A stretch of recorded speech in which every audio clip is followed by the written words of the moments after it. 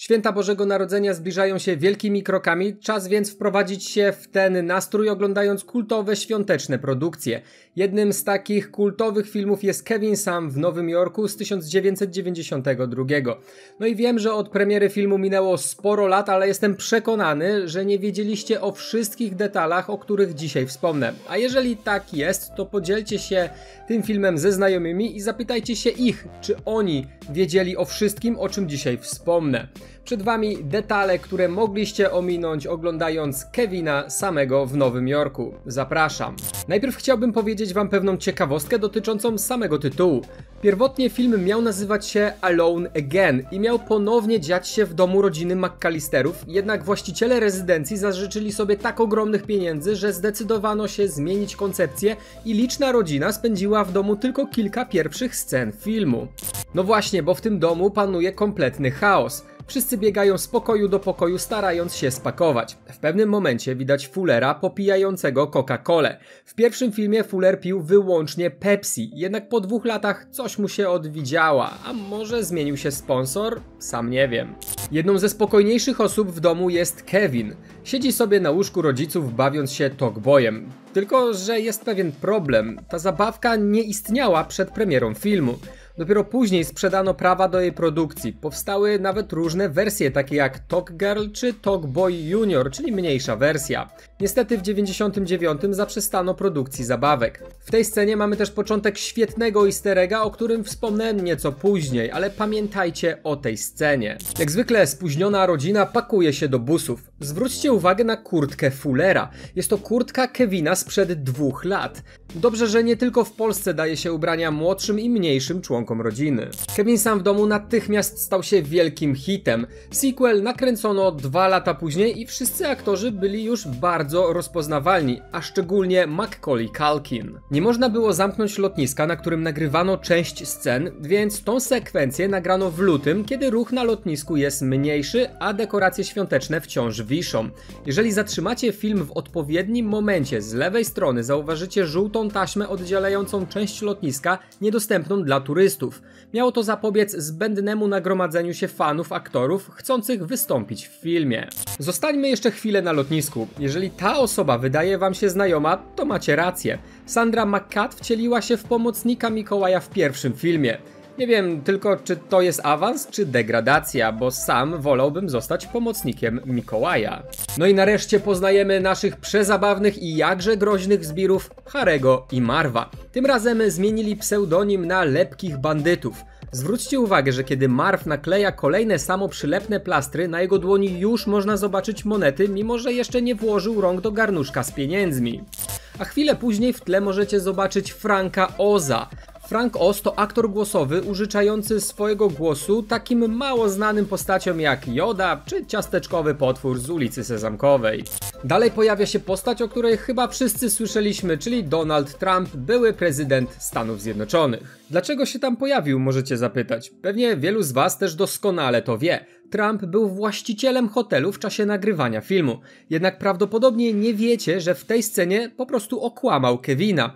Donald powiedział, że dzieciak musi iść korytarzem i skręcić w lewo, a w kolejnej scenie widzimy, jak Kevin skręca w prawo.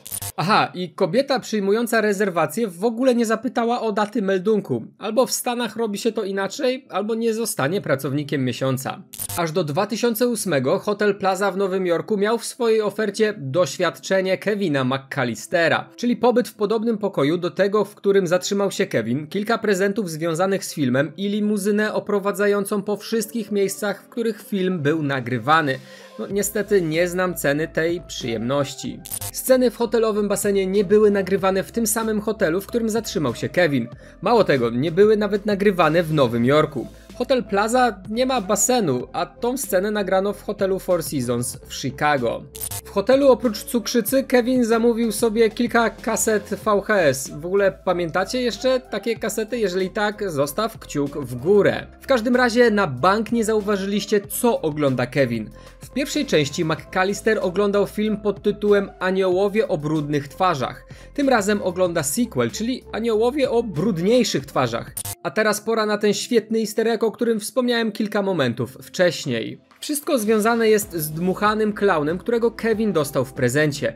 Mógł dostać wszystko, prawda? Dmuchany materac, dmuchanego dinozaura, pelikana, cokolwiek, ale nie. Kevin dostał klauna. Menadżera hotelu gra Tim Curry, który 2 lata wcześniej wcielił się w Pennywise'a, czyli morderczego klauna z kanałów w miniserialu To na podstawie książki Kinga. Dalej widzimy scenę, w której zapalają się świąteczne lampy na dachach wieżowców w Nowym Jorku. Zupełnie tak samo jak Marv i Harry zapalali światła w domach 2 lata wcześniej. Cała scena zapowiada, że stanie się coś złego. W tym przypadku nalot pracownika hotelu i jego potencjalną demaskację. Jeszcze jedno, bo zapomnę, kiedy Kevin wpada w ręce Harry'ego, na jego dłoni widać wypalony znak M z pierwszej części. Niestety jest to błąd, ponieważ 2 lata wcześniej Harry inaczej chwycił za klamkę. Ale jestem pewny, że o tym doskonale wiedzieliście, prawda? Prawda? Na lotnisku Kevin w plecaku taty szukał baterii do zabawki. Przypadkowo zabrał mu gotówkę i karty kredytowe. Z tego powodu wujek Frank musiał zapłacić za hotel całej rodziny. Dlatego właśnie zatrzymali się w najbardziej obskurnym miejscu, jakie można sobie wyobrazić. Hotel jak z horroru, ale pasuje do charakteru Franka.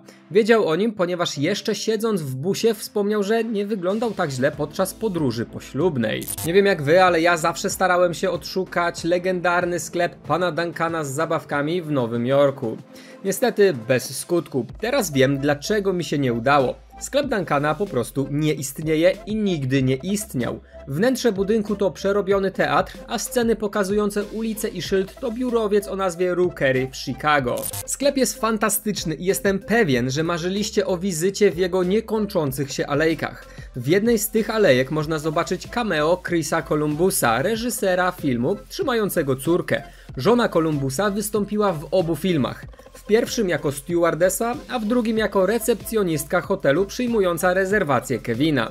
Podobno wszystkie dzieci występujące jako statyści w tej scenie mogli jako zapłatę wziąć jedną zabawkę z tego fałszywego sklepu. Culkin zatrzymał dla siebie Talkboya.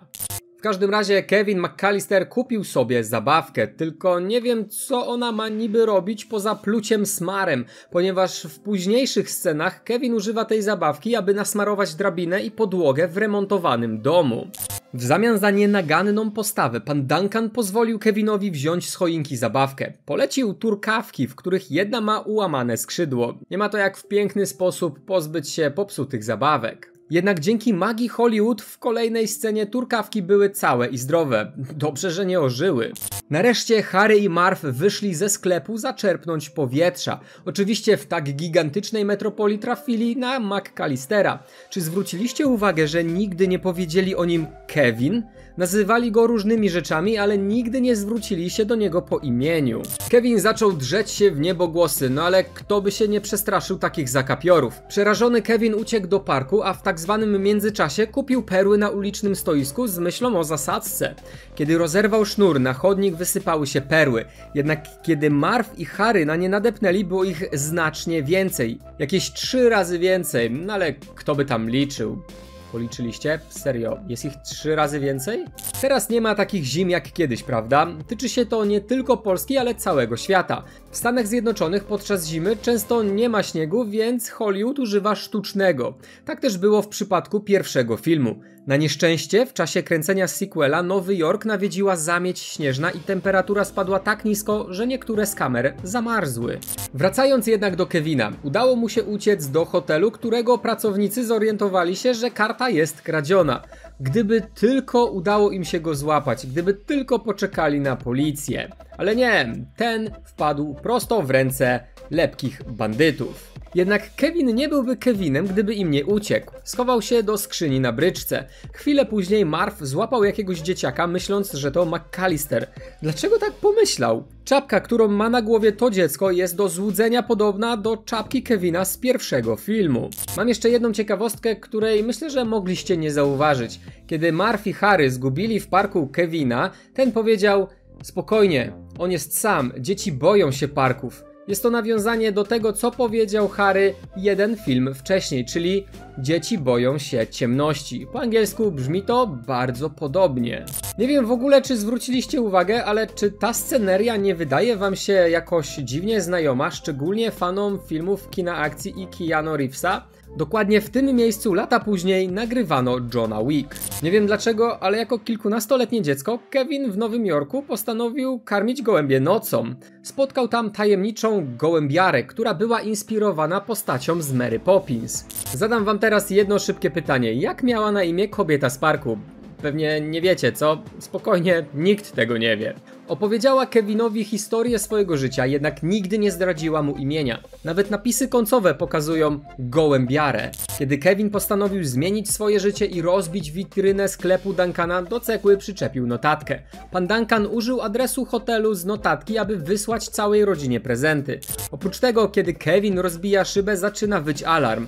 No nic nadzwyczajnego, prawda? Jednak kiedy Marv i Harry wychodzą ze sklepu, alarm nagle przestaje wyć. Hughes Entertainment w części stworzyło ten i wiele innych hitów w latach 80. i 90. Ich logo widzicie teraz na ekranie. Dlaczego w ogóle o tym wspominam? Ponieważ w jednej z ostatnich scen filmu, kiedy Kevin podziwia gigantyczną choinkę, na jej szczycie jest gwiazda, a u jej boku w hotelu zapalone są światła.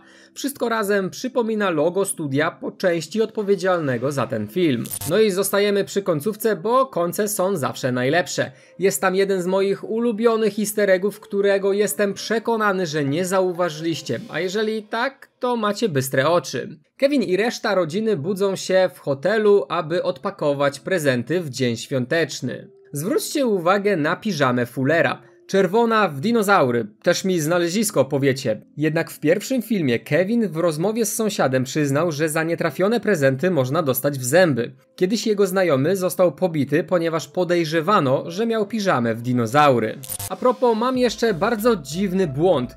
Filmy nagrane były 2 lata po sobie, czyli 90 i 92. Jednak wszyscy wspominają o incydencie z zeszłego roku. Kevin w pierwszym filmie mówił, że ma 8 lat, a teraz mówi, że ma 10. No więc jak to jest? Minął rok czy 2 lata? Bo ja już się chyba pogubiłem. Ale śmiało możecie pisać w komentarzach, jeżeli wiecie o czymś o tym filmie, o czym nie wspomniałem.